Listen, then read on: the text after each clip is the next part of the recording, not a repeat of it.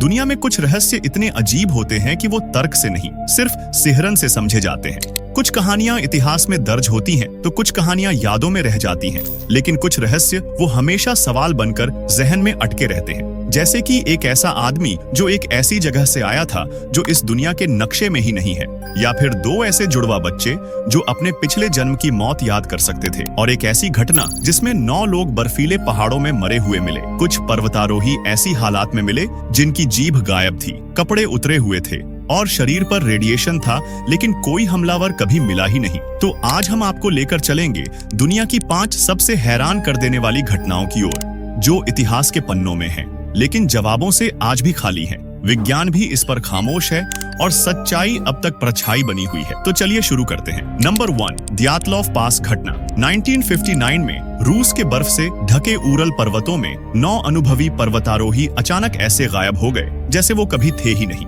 जब उनकी तलाश शुरू हुई तो जो दृश्य सामने आया वो इंसानी समझ से बाहर था, क्योंकि टेंट अंदर से फटा हुआ था। कुछ शव नंगे पैर बर्फ में पड़े थे, तो किसी की जीभ गायब थी और कुछ के शरीर पर रेडिएशन के निशान थे। ये कोई आम हादसा नहीं था, यह एक रहस्यमयी त्रासदी थी जिसे आज भी पूरी दुनिया द्यातलॉव पास इंसिडेंट के नाम से जानती है। तो चलिए इसके बारे में थोड़ा गहराई से जानते हैं। यह कहानी शुरू होती है जनवरी 1959 में, जब सोवियत यूनियन के ओरल पॉलिटेक्निक इंस्टीट्यूट के 10 छात्रों की एक टीम एक साहसिक मिशन पर निकलती है। इस टीम का नेतृत्व कर रहे थे इगोर डायटलोव, एक होशियार और साहसी इंजीनियरिंग छात्र। इनका लक्ष्य था कि ओटोर्टेन नामक बर्फीली चोटी पर पहुंचना, जो उस समय की सबसे कठिन पर्वत चढ़ाई मानी जाती थी। लेकिन सफर के बीच में ही एक सदस्य बीमारी के कारण लौट गया, जिसका नाम था यूरी युदिन। शायद उसकी किस्मत ने उसे उस रात की खौफनाक सच्चाई से बचा लिया। फिर 1 फरवरी 1959 को टीम ने एक ढलान पर अपना टेंट लगाया। यह वही जगह थी जिसे आज द्यातलॉव पास कहते हैं। उन्होंने वहीं रात बिताई, लेकिन वे अगली सुबह कभी नहीं उठे। जब 20 फरवरी तक कोई खबर नहीं आई तो सर्च टीमों को भेजा गया, और फिर 26 फरवरी को कुछ ऐसा मिला जिसने सबको चौंका दिया। सबसे पहले मिला उनका टेंट, जो कि अंदर से पूरा फटा हुआ था। ऐसा लग रहा था जैसे किसी डरावनी चीज से बचने के लिए वो बाहर भागे होंगे। लेकिन सबसे चौंकाने वाली बात यह थी कि पास की बर्फ में कुछ शव मिले थे, जो बिना जूते, बिना कपड़ों के, सिर्फ अंडरवियर में। 2 शव पेड़ के नीचे मिले थे। उनके हाथों पर जलने के निशान थे, शायद आग जलाकर खुद को बचाने की कोशिश की गई हो। धीरे धीरे बाकी शव भी मिलते गए। कोई दूर बर्फ में दबा मिला, किसी की पसलियां टूटी हुई थीं, तो किसी की खोपड़ी में गहरी चोट थी। उसमें से एक महिला की तो जीभ और आंखें दोनों गायब थीं, लेकिन किसी के शरीर पर संघर्ष के कोई बाहरी निशान नहीं थे। कुछ मृतकों के कपड़ों पर रेडिएशन पाया गया। उनकी त्वचा का रंग नारंगी पड़ चुका था और बाल सफेद हो गए थे। रिपोर्ट्स में कहा गया कि उनकी मौत अज्ञात बल से हुई है, जो किसी इंसानी या जानवर की ताकत से कहीं ज्यादा थी। क्या वहां कोई अजीब शक्ति थी, या फिर सरकार हमसे कुछ छुपा रही थी? कुछ लोगों का मानना है कि टेंट पर बर्फ गिरी, जिससे डर कर टीम बाहर भागी और उनमें उनकी मौत हो गई। लेकिन अगर हिमस्खलन हुआ होता तो टेंट और सामान कैसे सही सलामत मिला? फिर 2020 में रूस की सरकारी जांच ने कहा कि ये मौतें हिमस्खलन की वजह से हुई थीं। लेकिन बहुत से विशेषज्ञ और खुद डायटलोव के परिवार वाले इस निष्कर्ष से सहमत नहीं थे, क्योंकि मौत की परिस्थितियां जैसे जीभ का गायब होना, रेडिएशन और अंदर से फटा हुआ टेंट अब भी सवालों के घेरे में है। द्यातलॉव पास घटना आज भी एक ऐसा रहस्य है जो हर तर्क को झुठला देता है। ना कोई चश्मदीद, ना कोई पक्की रिपोर्ट, सिर्फ 9 अधूरी कहानियां और बर्फ के नीचे दबे कुछ सवाल जिनका जवाब शायद हमें कभी न मिले। Number 2, the man from Taured. क्या आप यकीन करेंगे अगर कोई कहे कि एक इंसान किसी ऐसे देश से आया है जो इस दुनिया में है ही नहीं? सन 1954 टोक्यो एयरपोर्ट पर एक ऐसा आदमी पकड़ा गया था जिसके पास था एक पासपोर्ट, एक ऐसे देश का पासपोर्ट जो नक्शे में कहीं नहीं था। क्या वो टाइम ट्रैवलर था या किसी दूसरी दुनिया से आया था? तो चलिए जानते हैं द मैन फ्रॉम टॉरेड की रहस्यमयी कहानी। जुलाई 1954 टोक्यो का हानेडा एयरपोर्ट, एक फ्लाइट यूरोप से लैंड करती है। उसमें से एक आदमी उतरता है जो सफेद रंग का सूट, यूरोपीय चेहरा और हाथ में एक पासपोर्ट। वो आदमी जापान में बिजनेस मीटिंग के लिए आया था। इमिग्रेशन ऑफिसर ने उससे सामान्य सवाल पूछे कि आप कहां से आए हैं। उसने जवाब दिया कि वो टॉरेड से आया है, लेकिन जापानी अधिकारियों ने ऐसा कोई देश कभी नहीं सुना था। उन्होंने मैप मंगवाया और उस आदमी से पूछा कि इस नक्शे में टॉरेड देश कहां है।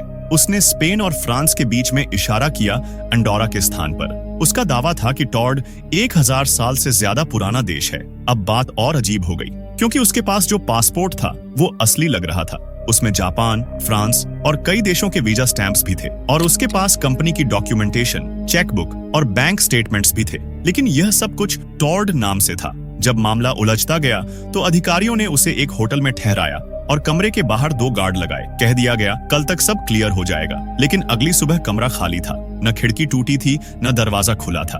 वो आदमी जैसे हवा में गायब हो चुका था। अधिकारियों ने उस कंपनी में कॉल किया जिसमें वह काम करने का दावा करता था, पर ऐसी कोई कंपनी थी ही नहीं। बैंक, होटल, बिजनेस कार्ड सब फर्जी लगने लगे, जैसे वह आदमी इस दुनिया से था ही नहीं। इस कहानी को लेकर कई थ्योरीज सामने आई। कुछ लोगों का मानना है कि वो आदमी असल में भविष्य से आया हुआ टाइम ट्रैवलर था। दूसरी थ्योरी कहती है कि ये सब गवर्नमेंट कवर अप का हिस्सा था। शायद वो आदमी किसी खुफिया एजेंसी का एजेंट था और उसका टॉर्ड नाम सिर्फ एक कोड वर्ड या डमी पहचान थी। जब उसकी असलियत सामने आने लगी तो सरकार ने उसकी पहचान गुप्त रखने के लिए उसे गायब करवा दिया। आज तक द मैन फ्रॉम टॉर्ड का राज कोई नहीं सुलझा पाया। क्या वो वाकई एक दूसरी दुनिया से आया था या फिर ये सब एक महज अफवाह थी? Number 3, the Pollock twins. क्या आपने कभी सुना है कि कोई बच्चा अपने पिछले जन्म की मौत तक को याद कर ले? एक ऐसी कहानी जहां 2 जुड़वा बहनों ने अपने जन्म से पहले की जिंदगी को पहचान लिया, जहां हर निशान, हर याद और हर डर किसी दूसरे जीवन से जुड़ा हुआ था। ये कहानी है पॉलक ट्विंस की, एक ऐसा रहस्य जिसे आज तक कोई सुलझा नहीं पाया। साल 1957 में इंग्लैंड के हेक्सम शहर में जोआना और जैकलिन 2 जुड़वा बहनें रहती थी। जोआना की उम्र 11 साल और जैकलिन की उम्र 6 साल थी। उसकी माँ का नाम फ्लोरेंस पॉलक और उसके पिता का नाम जॉन पॉलक था। एक सुबह जब दोनों बहनें चर्च जा रही थीं, तभी एक तेज रफ्तार कार ने उन्हें टक्कर मार दी। ये कोई हादसा नहीं बल्कि जानबूझकर किया गया हमला था और उसी वक्त दोनों बहनों की मौत हो गई। 1 साल बाद फ्लोरेंस ने फिर से जुड़वा बच्चियों को जन्म दिया। उसका नाम गिलियन और जेनिफर रखा गया। जॉन पॉलक को पूरा यकीन था कि उनकी मरी हुई बेटियां किसी न किसी रूप में वापस लौटेंगी। लेकिन जब जेनिफर के शरीर पर वही 2 निशान दिखाई दिए जो जैकलिन के शरीर पर थे, तो वो सच में चौंक गए। जेनिफर के माथे पर एक स्कार और कमर पर बर्थमार्क था, बिल्कुल वैसे ही जैसे जैकलिन को निशान था। जिलियन और जेनिफर ने जब बोलना शुरू किया तो उन्होंने ऐसे खिलौनों को पहचान लिया जो उनके लिए नए थे। उन्होंने उन्हें उसी नाम से बुलाया जो मरी हुई बहनों ने दिए थे। उन्होंने स्कूल, पार्क और घर की वो जगह पहचान ली जहां वे कभी गई ही नहीं थीं। एक बार जिलियन ने जेनिफर से कहा कि तुम्हारी आंखों से खून बह रहा है, यही कार ने तुम्हें मारा था। क्या 3 साल की बच्ची ऐसे दृश्य खुद याद कर सकती है? दोनों बहनों को कारों से बहुत डर लगता था। उन्होंने कई बार हादसों से जुड़े बुरे सपने देखे। वो ठीक वही डर था जो उस पुराने हादसे से जुड़ा हुआ था जिसमें जोआना और जैकलिन मारी गई थी। यूनिवर्सिटी ऑफ वर्जीनिया के डॉक्टर इयन स्टीवनसन ने इस केस की जांच की। उन्होंने न केवल इन बच्चियों की यादों का विश्लेषण किया बल्कि उनके बर्थ मार्क्स, स्वभाव और व्यवहार का भी रिकॉर्ड रखा। उन्होंने अपनी किताब children who remember previous lives, इस किताब में इस केस को प्रमुख जगह दी। डॉक्टर स्टीवनसन ने इसे पुनर्जन्म के संभावित प्रमाणों में से एक माना। कुछ विशेषज्ञों का मानना है कि ये सारी जानकारी बच्चियों को अनजाने में घर के माहौल से मिली हो सकती है। हो सकता है माता पिता ने खुद अपनी भावनाओं में उन्हें ये सब सिखा दिया हो, या फिर ये सब सिर्फ एक मनोवैज्ञानिक भ्रम हो जिसे क्रिप्टोमनीसिया कहा जाता है। लेकिन जैसे जैसे जिलियन और जेनिफर बड़ी हुई, उनकी यादें धुंधली पड़ने लगी। आज वो दोनों सामान्य जीवन जी रही हैं, लेकिन वो सवाल आज भी कायम है कि क्या वो सच में अपनी मरी हुई बहनों का पुनर्जन्म थी, और क्या जिलियन और जेनिफर वाकई जैकलिन और जोआना के रूप में लौट कर आई थी, या फिर ये सब एक इत्तेफाक था। Number 4, the great emu war. साल 1932 में एक ऐसा युद्ध हुआ जिसकी कल्पना किसी ने नहीं की थी। यह जंग इंसानों और पक्षियों के बीच थी। जी हाँ, यह पक्षी थे एमू, जो उड़ नहीं सकते लेकिन बहुत तेज दौड़ते हैं। करीब 20,000 एमू पक्षी ऑस्ट्रेलिया के खेतों में घुस आए और इन्होंने किसानों की फसलों को पूरी तरह से बर्बाद कर दिया। इन पक्षियों ने खेतों को इस तरह तबाह किया जैसे किसी तूफान ने हमला कर दिया हो। किसानों के पास कोई चारा नहीं था। फिर किसानों ने सरकार से मदद मांगी और इसके बाद हुआ कुछ बेहद अजीब। फिर सरकार ने एमू को रोकने के लिए सेना को बुलाया। मेजर मेरेडिथ को इस मिशन की जिम्मेदारी दी गई। सेना के पास मशीन गन और हजारों गोलियां थीं, लेकिन एमू बहुत चालाक निकले। वो झुंड में आते और फिर तेजी से भाग जाते। सेना की गोलियां उन्हें रोकने में नाकाम रही।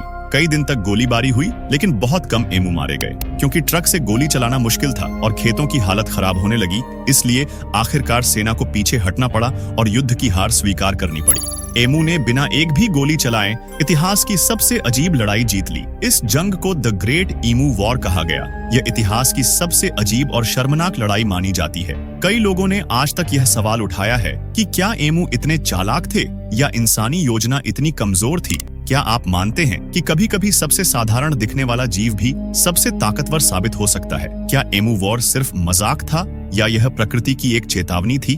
तो ये थी कहानी उस जंग की जहां इंसान के पास मशीन गन थी, लेकिन जीत हुई उन पक्षियों की जो न तो उड़ सकते थे न ही हथियार चलाना जानते थे। द ग्रेट ईमू वॉर सिर्फ एक हास्यास्पद घटना नहीं है, ये एक आईना है जो हमें दिखाता है कि ताकत सिर्फ हथियारों में नहीं बल्कि प्रकृति की चालाकी में भी होती है। Number 5, max headroom signal hijack.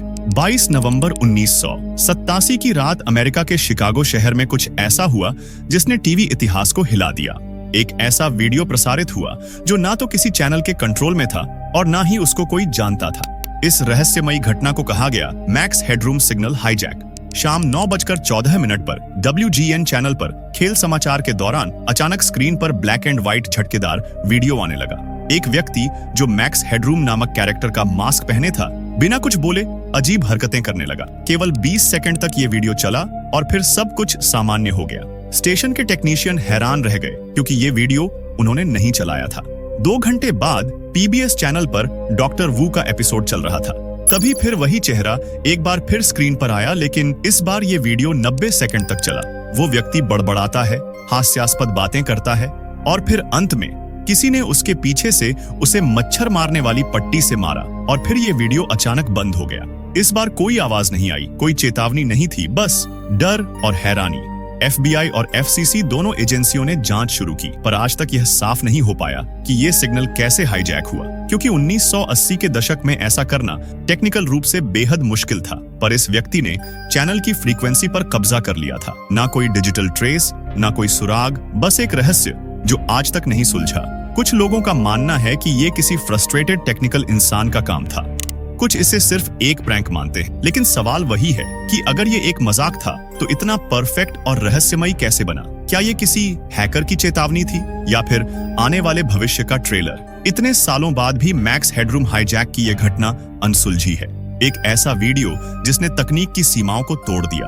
पहले 20 सेकंड के लिए, फिर 90 सेकंड के लिए, ना कोई नाम, ना कोई चेहरा और ना ही कोई सुराग। और आज भी वो वीडियो इंटरनेट पर तैर रहा है, एक ऐसा चेहरा जिसकी हंसी के पीछे डर छिपा था। पर क्या वो सिर्फ एक प्रैंक था या कोई ऐसा मैसेज जो हम समझ ही नहीं पाए? तो दोस्तों, आपका दिल से धन्यवाद क्योंकि आपने यह वीडियो पूरा देखा।